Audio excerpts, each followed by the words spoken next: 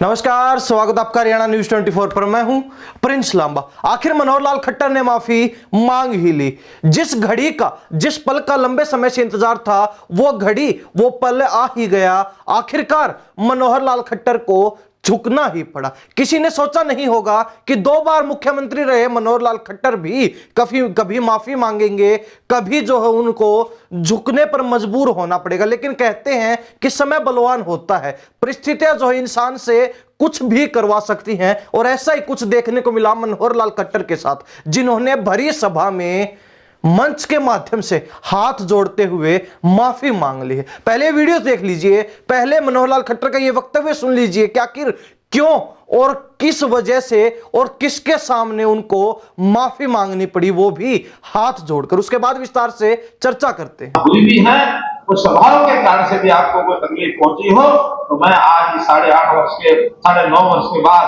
इस सभा में मंच से खड़े होकर के अपने करनाल वासियों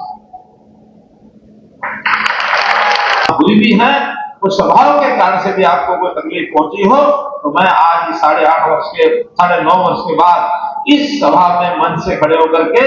अपने करनाल वासियों हुई भी है, कुछ स्वभाव के कारण से भी आपको कोई तकलीफ पहुंची हो, तो मैं आज 9.5 वर्ष के बाद इस सभा में मंच से खड़े होकर के अपने करनाल वासियों तो सुना आपने मनोहर लाल खट्टर को,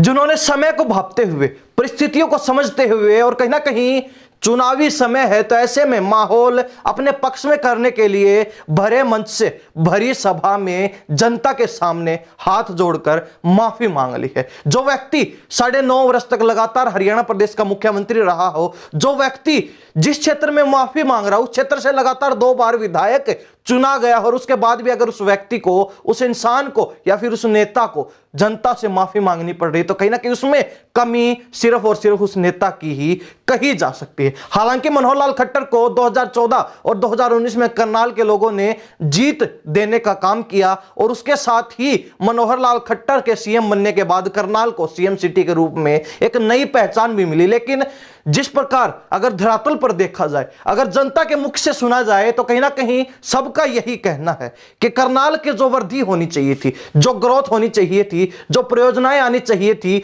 जो विकास होना चाहिए था, वैसा कुछ भी नहीं हुआ। सीएम सिटी का नाम जरूर था, लेकिन सीएम सिटी के रूप में कहीं ना कहीं यहां पर जो बदलाव होना चाहिए था, वैसा कुछ देखने को नहीं मिला। हालांकि यह भी कहा जाता है कि मनोहर लाल खट्टर मुख्यमंत्री रहते हुए करनाल को समय दे ही नहीं पाए, बल्कि करनाल की जो पूरी पावर है उन्होंने ब्यूरोक्रेट्स को सौंप रखी थी, अधिकारियों के हाथों में दे रखी थी। और कहीं ना कहीं अधिकारियों और जनता के बीच कैसा जुड़ाव होता है, कैसा रिश्ता होता है, उससे हर कोई भली भांति वाकिफ है। कहीं ना कहीं अधिकारियों का जो शुष्क रवैया जनता के प्रति होता है, कहीं ना कहीं अधिकारी जनता के ऊपर अपनी मनमानी करते हैं, जो फैसले होते हैं वो जनता हित के बजाय कहीं ना कहीं अन्य हितों को अधिक महत्व देते हुए नजर आते हैं। तो ऐसे में यह कहना गलत नहीं होगा कि मनोहर लाल खट्टर जनता के बीच से कहीं ना कहीं कटे कटे रहे, और यही कारण रहा कि अब उनको चुनावी समय पर, जब भाजपा ने उनको करनाल लोकसभा सीट पर अपना प्रत्याशी बना दिया, तो ऐसे में वोट पाने के लिए, अपने पक्ष में माहौल बनाने के लिए,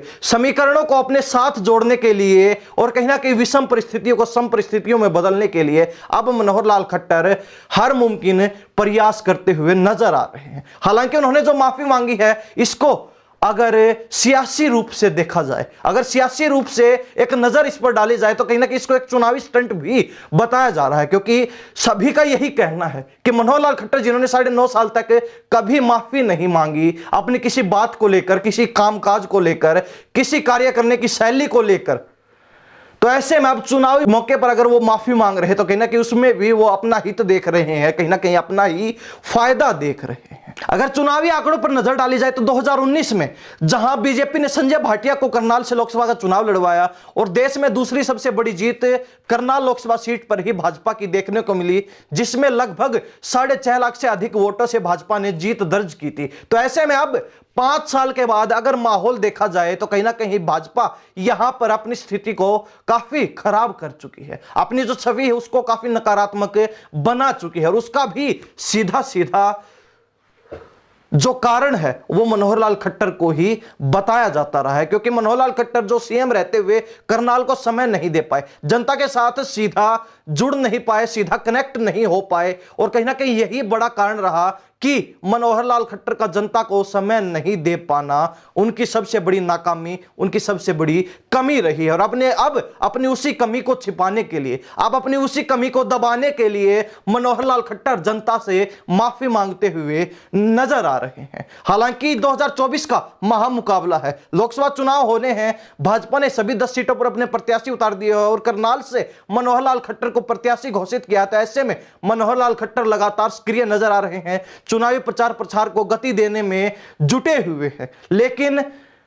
2019 के मुकाबले अगर 2024 की माहौल पर नजर डाली जाए तो माहौल काफी जो है खराब हो चुका है। जो भाजपा की स्थिति है वो काफी डाउन जा चुकी है, जो भाजपा का माहौल उसमें भी काफी गिरावट देखने को मिल रही है। हालांकि पिछली बार रिकॉर्ड तोड़ वोटों की जीत भाजपा ने करनाल लोकसभा सीट पर दर्ज की, लेकिन इस बार ऐसा शायद ही देखने को मिले। कहीं ना कहीं फिलहाल अगर स्थिति पर नजर डाली जाए, फिलहाल के आंकड़ों पर नजर डाली जाए, जो माहौल करनाल लोकसभा सीट पर देखने को मिल रहा है, अगर उसको समझा जाए तो बीजेपी की यहां पर काफी कड़ी जो है टक्कर कांग्रेस के साथ या फिर जो भी विपक्ष का मजबूत प्रत्याशी होगा उसके साथ देखने को मिल सकती है। यानी कि यह कहा जा सकता है मनोहर लाल खट्टर के लिए 2024 का जो महामुकाबला है और करनाल लोकसभा सीट पर चुनाव जीत पाना 2019 के मुकाबले आसान नहीं होने वाला, बल्कि यहां पर सिर्फ विपक्ष के प्रत्याशी को ही हराना नहीं है, उससे पहले अनेक चुनौतियों का सामना मनोहर लाल खट्टर को करना पड़ेगा। क्योंकि मनोहर लाल खट्टर 9.5 वर्ष तक हरियाणा प्रदेश के मुख्यमंत्री जरूर रहे, 2 बार मुख्यमंत्री जरूर चुने गए, लेकिन जनता के बीच जो है उनकी छवि काफी बिगड़ी है। एक मुख्यमंत्री का जो प्रभाव होना चाहिए वो प्रभाव मनोहर लाल खट्टर जनता के ऊपर शायद ही डाल पाए हों। कहीं ना कहीं उनको अपने गलत टिप्पणियों की वजह से भी अक्सर